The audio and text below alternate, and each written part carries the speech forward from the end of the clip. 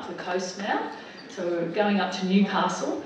Although he is, I have to tell you, originally a WA boy, but he has been a social change initiator for over 20 years. His passion lies in enabling creative enterprises and revitalising communities through urban development initiatives. He also has a background in the arts and performing arts, and is also an actor. So I'm really looking forward to it. Please welcome Christopher. Oh, Do I call you the whole name? I insist. All right, okay. Christopher, thank you.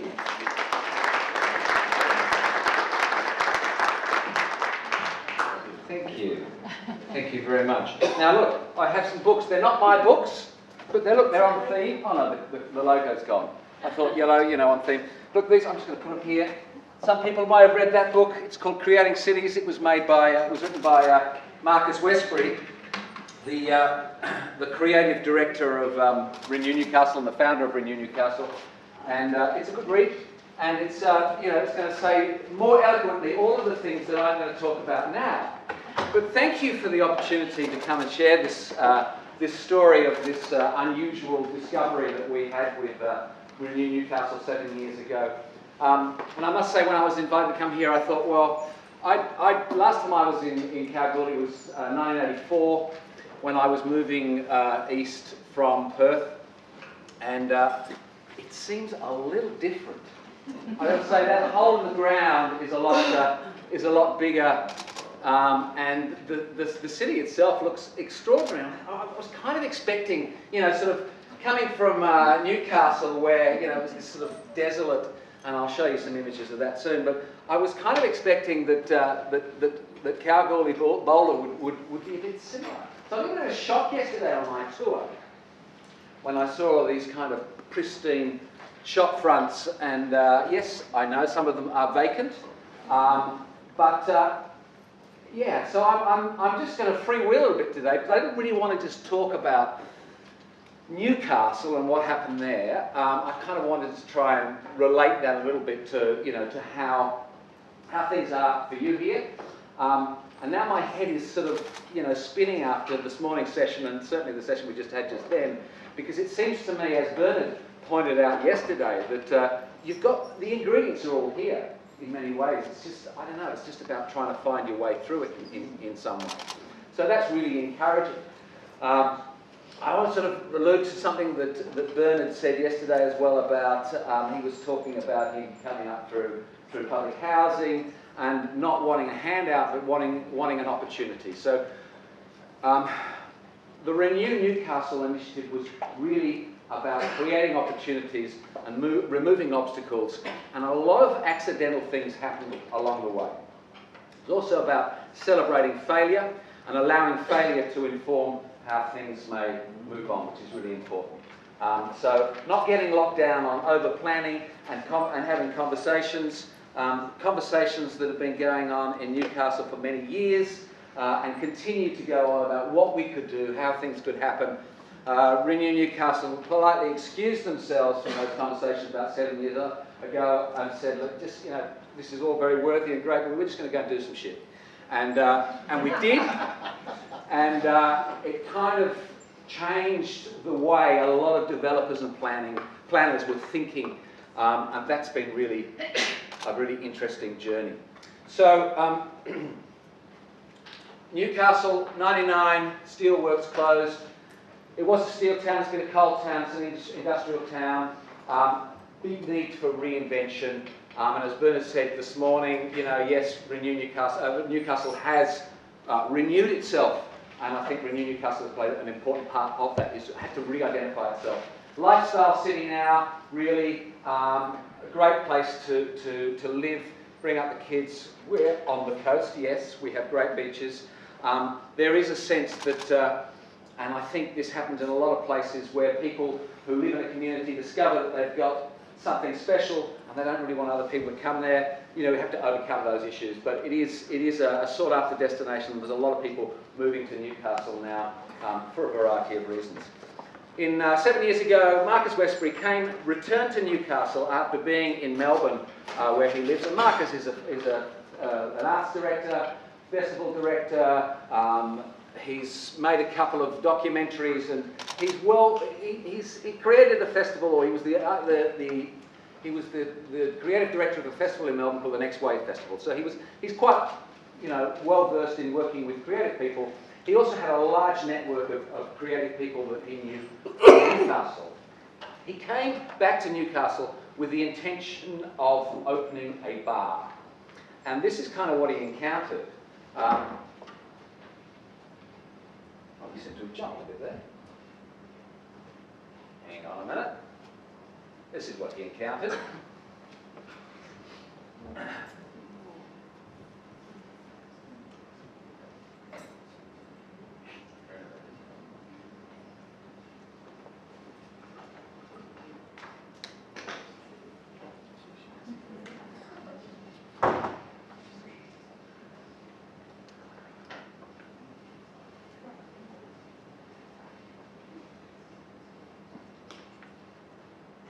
Looks like the earthquake just went through.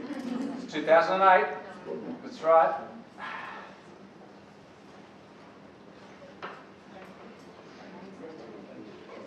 And, there are more.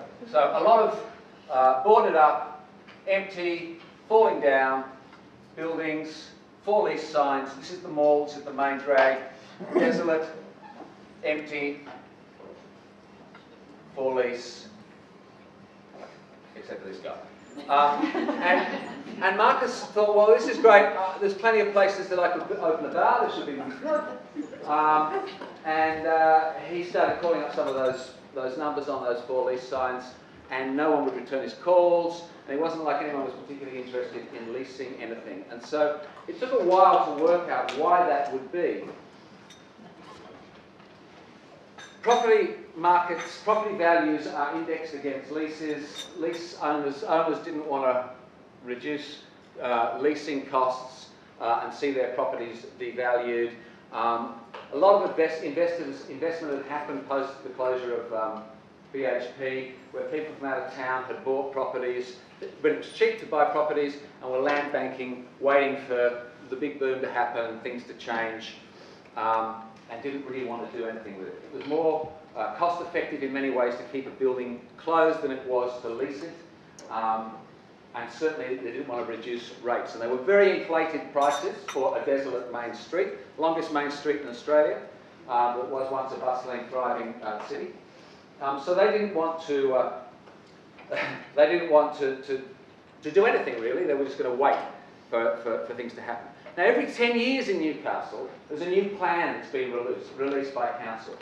A new grand vision, complete with artists' interpretations of what the city could look like. We've just had another one come out recently, and this time it seems to have some bit of traction. There's a lot of cranes in the sky, but we'll get to that in a minute. So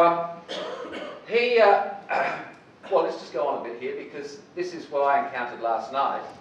And I was expecting to encounter sort of similar things here in Kalgoorlie Boulder as Marcus had done 2008, because that's the way I'd led to believe it would be. Not quite the case. Things are looking a little brighter here. A lot of buildings may be empty, but certainly, except for this one, which is looking a little bit sort of run down and had a little bit of vandalism on it. But a far cry from what Marcus encountered in 2008. I think you've got squatters in here. I don't know what's going on here.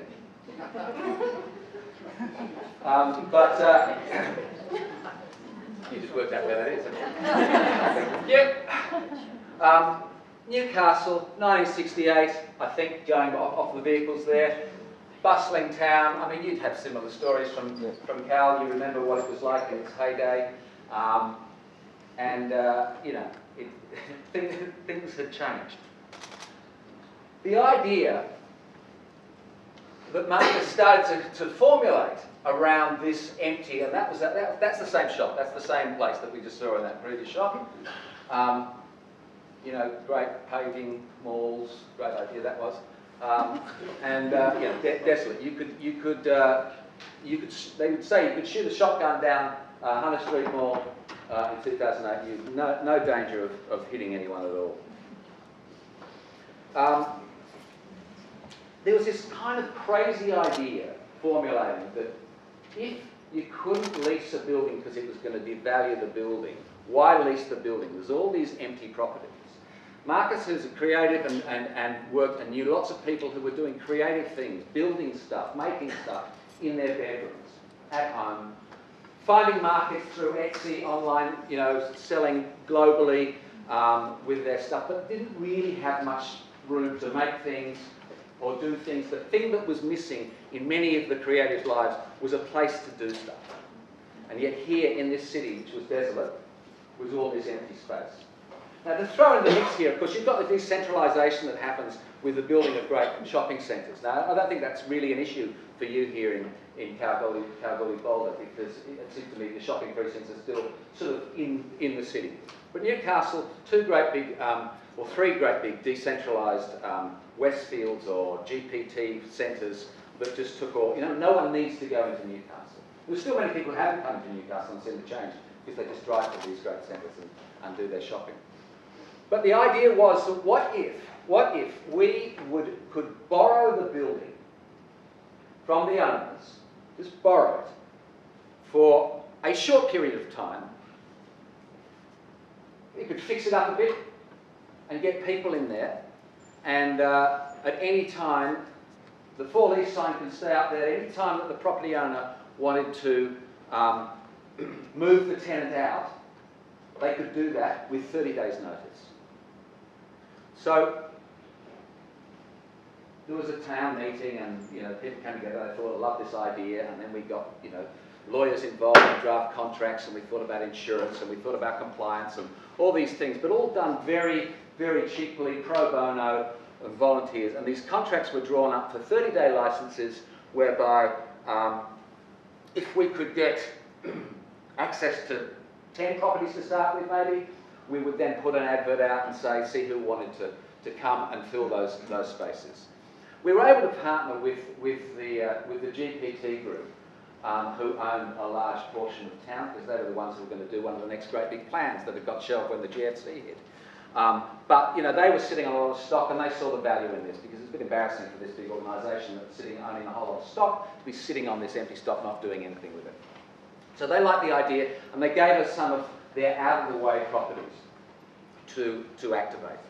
And so we had 10 properties, and we put the ad out. We got 90 applicants for people who wanted to take this up. And so that's where it began.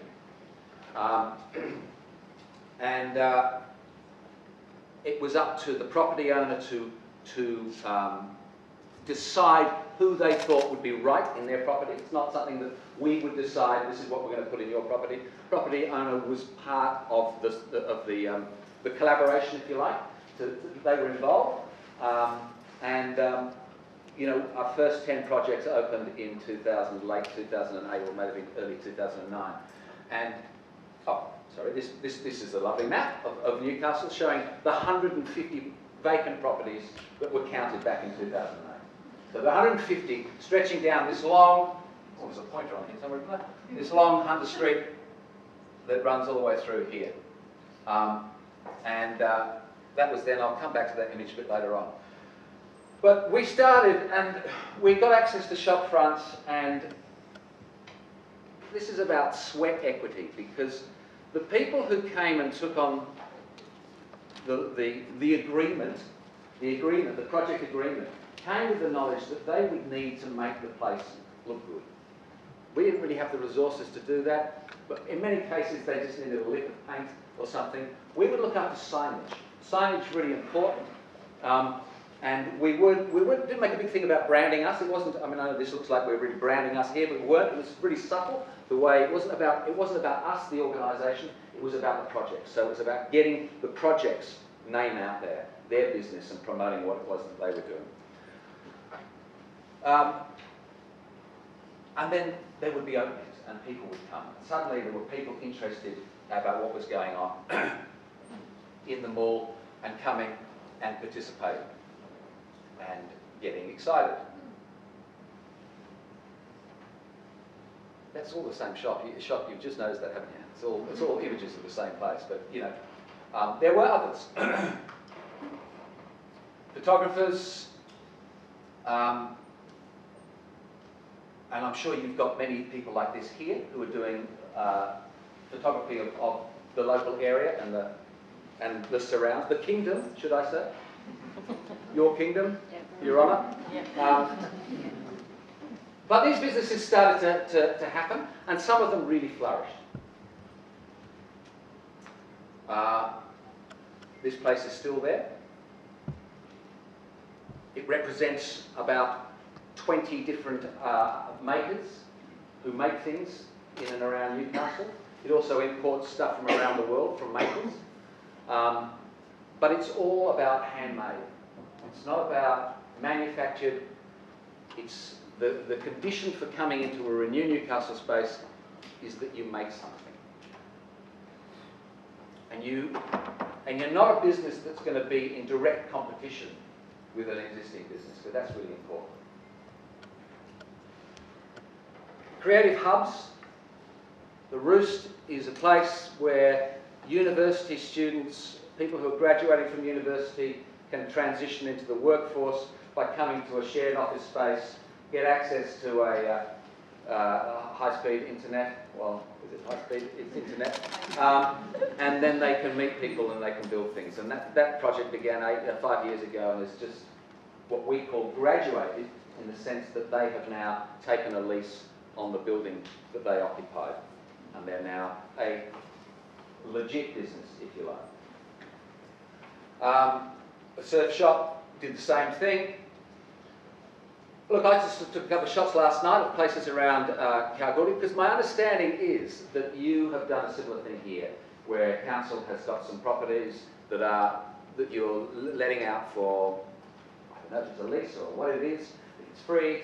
And I wondered about some of these places that I took photographs of last night, if these are people who are paying rent, or if they're people who have just, you know, who are part of this scheme. I don't know, but it seems to me that this is a kind of grassroots creative business that might be, you know, need to be supported and may have legs.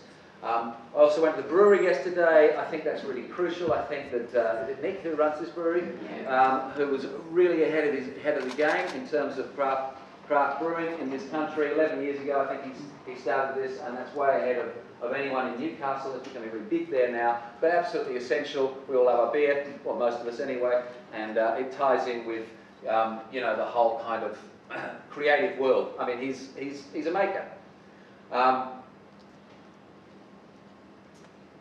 This is the former David Jones building in Newcastle. It's a huge site that we decided about 3 years ago that we could do something with.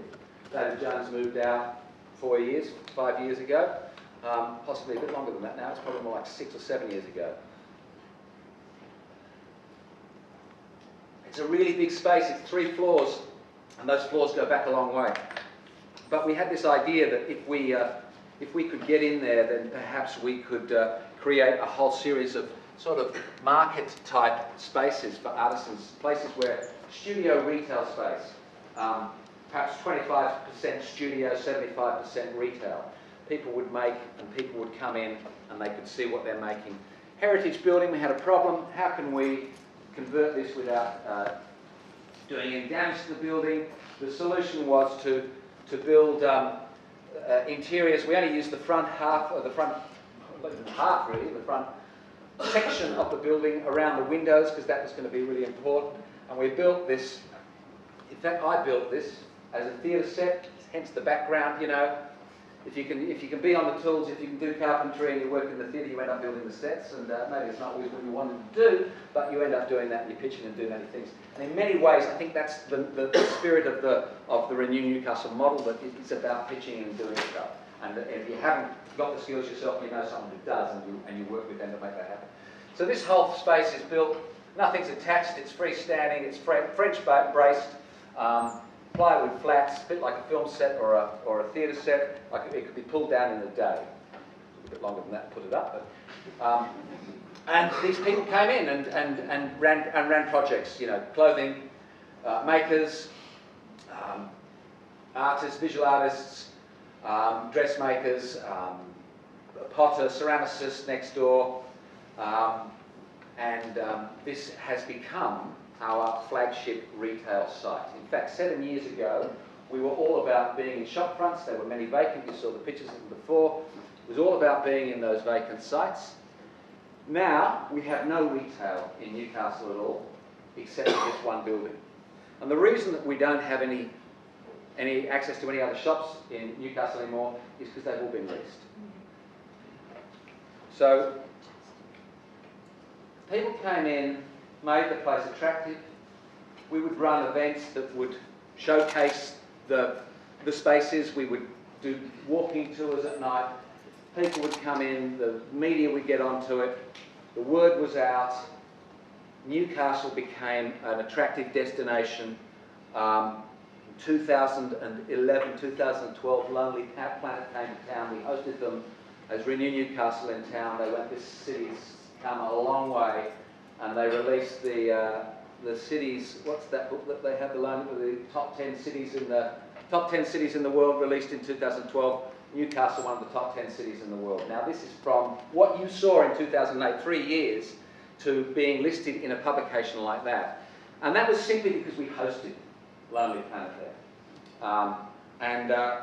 As I say, you know, we don't have access to the retail now because the places have been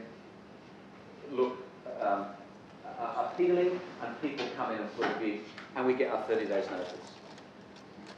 Now that may seem like a bit of a tragedy to get given your notice, and it is. It's the worst part of my job, going around to somebody and say you've just been given your 30 days notice. But at the same time, I quietly celebrate that, because that's another one that's been, you know, leased. And we walk this line where we want to see renewal happen. Yes, we want to support the creative industries, but at the same time we want to see renewal in the city, and renewal in the city is going to be about getting places leased and property owners sort of getting a return. So it's a bit of a double-edged sword there. Usually if we get someone moved out, we'll try and find somebody else, somewhere else for them to move to. The one shop that I showed you earlier on in the pictures there, Makespace, with all the opening there, they moved 5 times in as many years. But not only that, they got very good at doing a makeover on a space. They could do a makeover on a space for as little as $50. Getting things like cans of paint from all the garages of friends and white paint and mixing it together, and don't tell the property owners that weird. But you know, it made the place look great, spruced it up. There were ways of doing things, and we didn't do any of that, and we didn't pay for any of that. This was done by people who wanted an opportunity, who were enthusiastic to get involved, roll up their sleeves, and make a difference in their city. And I think we've touched on that a little bit today in some of the conversations we've been having about creating opportunities, and rather than sort of dictating it from the top down and having this plan. I mean, those people are still in that meeting 7 years later talking about that plan, and all this other stuff has happened, you know. And the thing is, it's been done by the people who live here, and I think that's the thing, that's the happy accident that is Renew Newcastle. How am I going time-wise?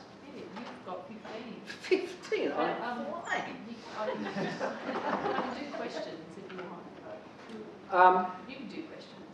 I will do questions. I might just go through this you know, the bit with the numbers, because the numbers are impressive, you know.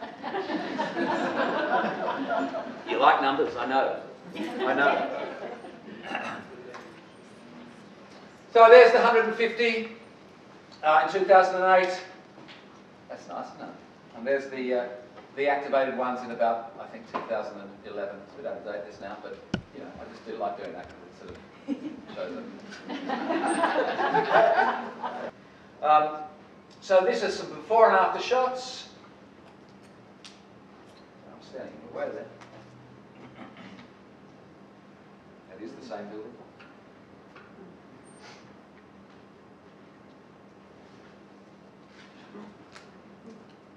You know, I mean, what have they done there? They haven't even changed that blue wall at the back. They've done something on the floor, but it was cheap. And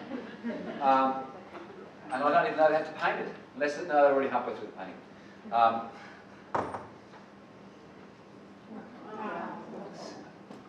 don't even know if it's the same building. You wouldn't know.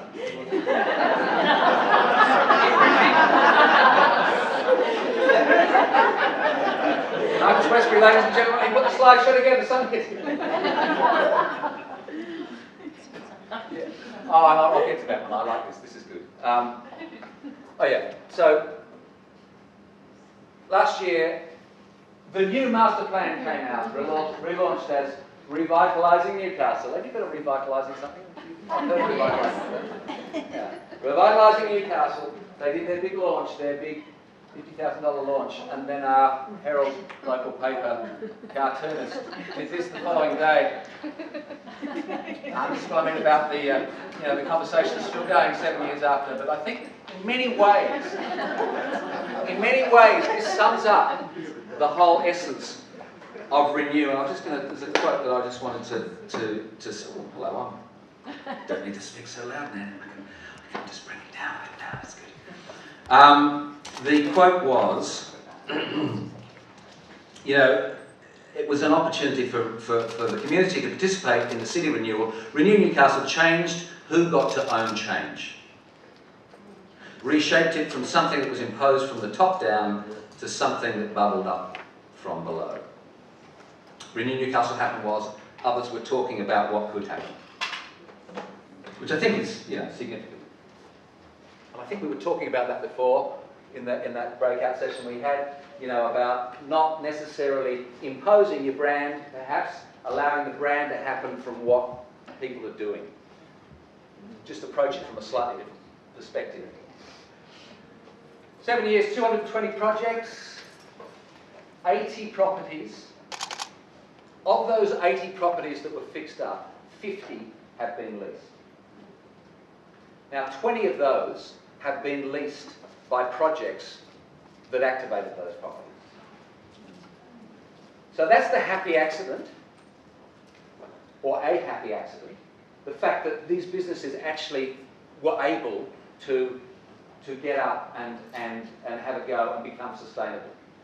And of course, it's great that those other 30 premises have been leased by people who wanted to take a commercial leasehold on there. The other 11 or so properties have either been sold or redeveloped. 60 to 90% drop in vacancy rates throughout Newcastle CBD. 25.6% decrease in property crime, commercial property crime, each year since Renew Newcastle started. So we're looking at that picture back before I put up on Burnt Street with a broken window. If a space is, and I don't know what that space is being used for, but it doesn't look particularly activated to me. If a space is lying and looking unused, it will be vandalised.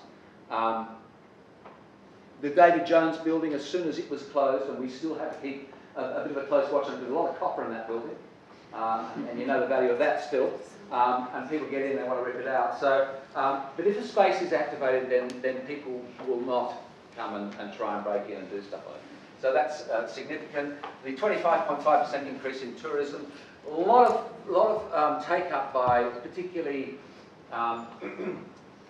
airline magazines that do stories regularly on Newcastle and lead with the Renew Newcastle story. And it's made a huge difference in terms of why people are coming. I get calls regularly from people from out of town who've heard about the Renew Newcastle model and want to come see if they can get a space and set up and be part of the initiative, because it's become a desirable place for creatives to live, because it's a lot more affordable and you have the opportunity to try stuff. 2 projects have bought buildings. The one, the picture of the guy with the photography business, he bought a building. I don't know how he actually managed to do that. I suspect there must have been some money somewhere in the family, but he did, and that's great. I think the great thing about that is he had the opportunity to test his idea to see if it was going to be viable before he invested in buying a property. It wasn't the same property he was in, but was he going to be able to make this business sustainable? And it is, and he's doing really well. 1 in 3 Renew projects continue to operate after they leave the program. So we've had 220 projects come through the initiative, and 1 in 3 of those, and sometimes that number's, it's probably a bit more than that, have gone on to continue to do what it was they started to do in some form or other. Very important for us not to just create a space and say go for it, you're on your own, and this is the other accident that's happened, we realised that what we were actually doing was creating a bit of a business incubation for business. And so we've invested in that now, and want to support people who come in there. So if they want to, if it's some skills that they need, if it's in doing their tax, or some marketing skills, we may even create some bespoke workshops for them and other participants, or we'll partner with the business centre that runs those kind of programs, and we'll help subsidise the costs so that they can get exposure to those skills and make their business sustainable. It made a huge difference, I think, in terms of the number of projects that have been able to graduate, take leases on the spaces they're in, and something that was not by any means part of the initial idea. A lot of projects failed as well, and that's great. But they failed and then wanted to go on and do something else. We've had people come, leave, say this is not working anymore, time to go, reinvent, and then come back, reapply with another model, and come into a space and go on great guns. Lonely Planet I talked about. Around the world there are about 20 places using the model. There is a lot of interest. There is more interest from outside of Newcastle for the Renew Newcastle model than there is within Newcastle. And you can imagine, when you start disrupting and agitating, it pisses off a few people, puts a few noses out of joints, even though they're the ones who are reaping the rewards. You've got to expect this. Collaboration, I'd love to see it work a lot better than it does. It's a great word, we talk about it a lot. Innovation, collaboration, does anyone really know what it means? I don't think so, I rarely see it. But I think that what Renew Newcastle does is collaborate rather than consult. A lot of emphasis on consultation. The group who've done the Revitalising Newcastle came to us 18 months, 2 years ago and said, we want to work with you, you have great grassroots support, you have a great relationship with the community, we would like to partner with you. Yes, we said that'll be great. And they gave us some money, we like that. And then 6 months later, they went and did their own consultation. They interviewed 120 people and got some lovely results and put together a lovely glossy book about that. And they spent $500,000 on it. And they sort of went a bit cool on the collaboration with us. We're still in a good state, and they've given us some money again this year. I hope no one here is in the room from there. But they're fantastic, great. The money's in the bank now. But it's kind of interesting when you see that you partner with government and they want to start to own you a little bit. I think that's tricky. We are seen as slightly dangerous and subversive because we do things a little differently. That scares people from the top. But I think it's important that when you let people have a go, I think it can really inform the way a city plays out. Incidentally, in their plans that they have rolled out, they've taken on a lot of the recommendations and recommendations that have come from the way that people are using the city and implemented that into their plans. So that's it's encouraging. It's encouraging. It's going. It's relevant as ever. Renew Australia was set up some years ago to deal and field some of the questions that were coming from around the country, which is why I'm here today. Came through Renew Australia. Renew Australia is based in Melbourne and has modules in place that are readily available for communities and can assist with the contractor side of things, the insurance side of things, giving advice, all that kind of stuff.